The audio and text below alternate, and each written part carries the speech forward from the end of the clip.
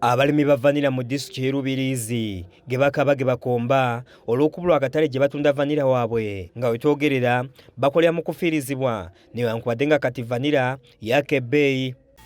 Bakati sente za loan parish modo twazitamu enteekateeka egiparish modo ne basaba kuza kutusiba nambire nyina abaana banje banna bali mu secondary hati nimangu baza kusitama. Bano batubidde n'ensawo za vanilla ze bagamba nti agenda kubononekako olw'obutabana gye bamutunda nga bagamba nti abakulembeze baabwe nabo tebabayambe mu kiseera kino nga mu kiseera kino kye baagala gavumenti egende bataase. This is a crop that need a lot of effort. It needs time. You can be in the garden from the first month up to the last month. When you are pollinating it, after you even secure it, you hire these people, the security guards, to guard it. But all of a sudden, this crop has lost the market. Ssentebe Gombola ye Katanda ali naitwa Anatoli asaba gavumenti lwakiri ezimbira abalimi bano ekifo eky'omulembe we bayinza okukumira emmali yaabwe nga bagikungudde ereme kwonooneka nga balinda akatale mu maaso eyo. They have got a challenge of having no curing plant.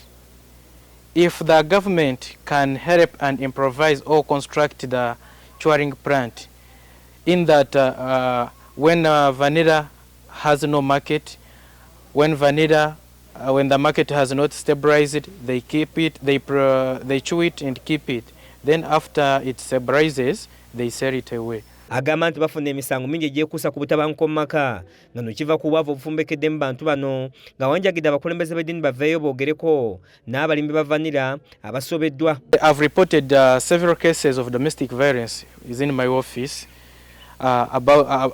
regarding those the plant, because the women are complaining that a man has sold the vanilla and got much money, which is not true.